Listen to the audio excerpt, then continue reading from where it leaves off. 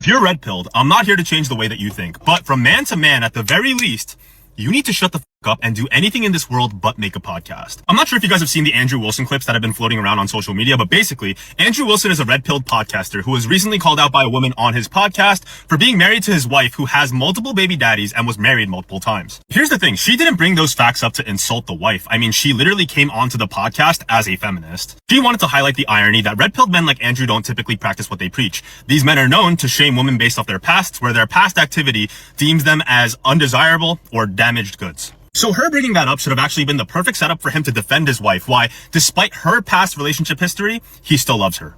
Instead, he goes straight to attack mode and starts blasting her with a series of insults like snizzlicker, I guess in the name of protecting his wife, who, by the way, on a different podcast, he labeled her a 6 out of 10 in terms of her physical attractiveness. This guy fucking hates his wife. She couldn't even finish what she wanted to say because this guy argues like a 12-year-old boy. He like closes his ears and just like talks over people. It was. And here's the, see what I'm saying? You get all these extremes. You get these people up here that's halfway zesty and got some kind of agenda themselves, and it's just all wonky. And very, very little people are in the middle where we at. You know, you got the Andrews, like he say his wife is a 6. I don't know. He was being honest. Hell, I think he was being generous. If she was 3 for 3, I don't know. That's what I'm.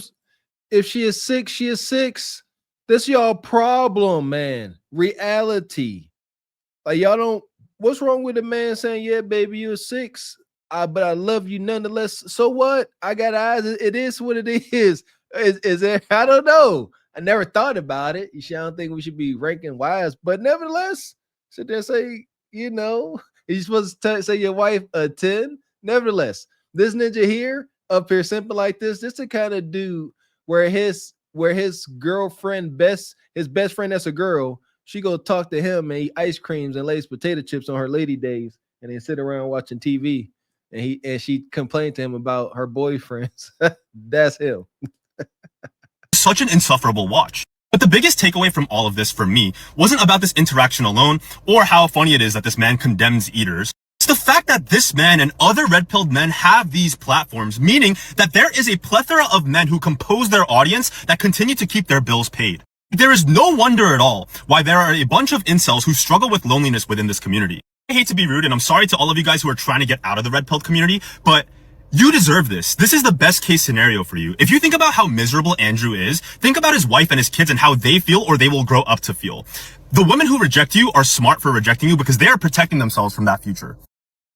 Well, the bottom line, like people were saying in the first place, look at this dude. You know, he is got the talking points and they got the machine behind him. People got the money and the machine, but like people say, that is some white dude that you work with in the damn factory. This is Bob at the factory. This is one of the mechanics I work with at the dealership. All right. This dude walks around smoking cigarettes, you know, wearing his stonewashed Levi's, his Skechers. That's him. Somehow he got a mic and he the face of Red Pill. Right? And everybody, but he ain't. We don't know who this ninja is. He don't qualify. Men that will qualify, shout out to the brother Jeff, Ask a Brother podcast. Shout out to Medium Man. Like there's certain men that I say qualify to have these conversations to any degree.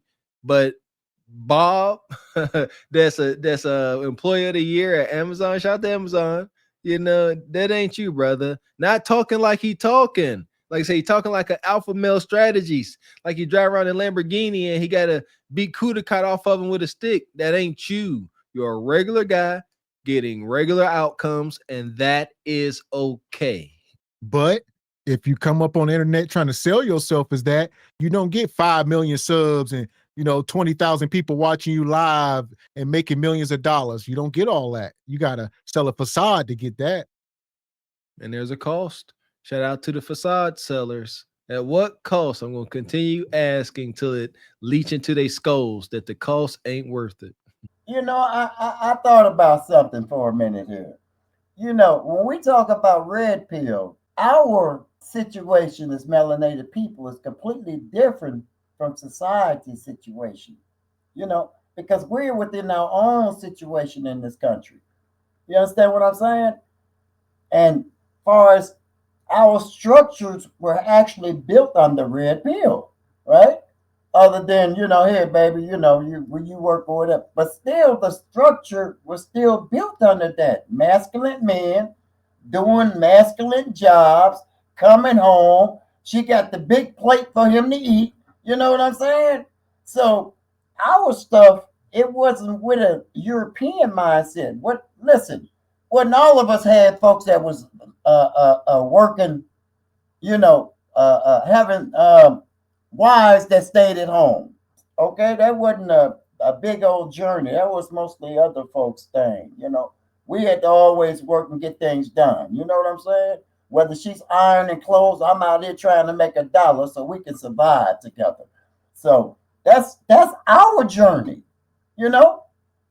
So we have to. Sometimes I have to separate myself from other people, understanding I'm not them.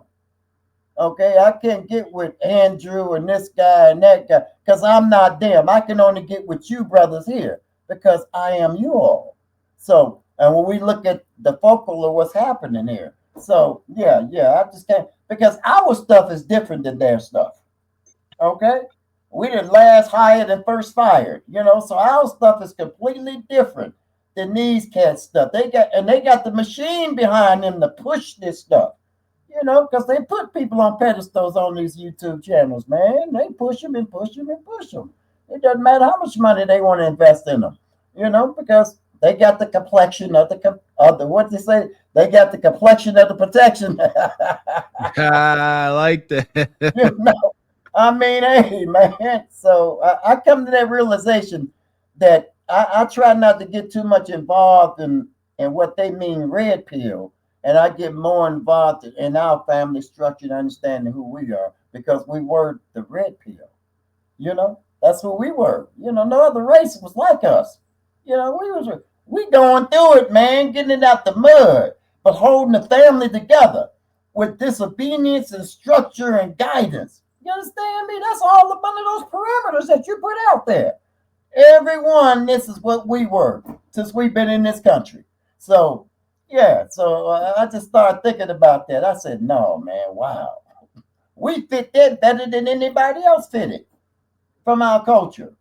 So, yeah, and there wasn't no red pill. That part. So I'll get you, NJW. You back? What's your take, brother? I mean, do you consider yourself red pill? What's your take? This guy says red pill men deserve loneliness. Do you agree with that? No, because okay, so my take on it is simply this. Yes, first off, yes, there is some changes in relationships as they currently stand. But if you think about it, spiritually, physically, mentally, biologically, men and women belong to each other. There is nothing out there in South. There is nothing out there that says otherwise. Now, culturally, that's a different thing. But culture is an issue of interpretation of essentially what's in front of you and how people deal with what's in their environment. So it's sort of like, okay, so he honestly, simply projecting. He's just simply projecting his emotionality. But let's talk about facts because emotion lasts for generally about a few hours. Your feelings usually last for a few minutes. So the thing is that he needs to be able to come to an understanding. I think again, you need to have a healthy relationship with yourself. If you have a healthy relationship with yourself, you will be found attractive because of the laws of attraction. But if you ain't too comfortable with yourself, you say crazy stuff like this. You can't sell me on this. Personally, I think the man needs some help, some professional help. When you say stuff like that, because the first thing I would say if he was sitting down in my chair, do you like yourself? Do you like how you live? Because if you like yourself, you're gonna like how you live. You're gonna do the things necessary to get to where you want to go. Okay, so you feeling a certain way. But the reality is, any real man and stuff like that is not going to seek out loneliness. He wants company at his base. Now, there's going to be certain periods. He's saying red pill deserves loneliness. Not so much they're seeking it. He's just saying the red pill. Anybody indulging or engaging in red pill understanding, that's what I'm start calling it, deserves loneliness. I think he's just a hater. Yes, I don't. Any real man does not hang around a hater unless they're hateful themselves. I don't know. I would be. I could just come even just a few feet of him, and I would not want to deal with him. He Yeah, don't I have to can't. see nothing. I I'd be can't. like, I can't nope, stand the hater. We had nope, in our friend group. can't do it. We had one guy that was a designated hater. I never forget. Our one buddy made it to the NFL and got a nice Audi A8, and he pulled up. We all congratulating him, super hype for him. And this punk a mother sucker sent over to the corner like, "It's all right." Yeah, ostracized. You got hate in your heart. You're not invited. But that's typically what happens with people who are jealous. They it's sort of like one of those things of they want what you want, but they don't want to put in the work to go get it. Why would I Facts. want to be bothered with you? Why would I want to even need it? It's like I would hear what they have to say, but personally, I wouldn't listen to them. I'd be just like whatever. Because at the But end but of the day, that's when they say crazy stuff like that, you just not willing to put in the work but because they this want the attention. true. This dude here talking about what somebody deserves.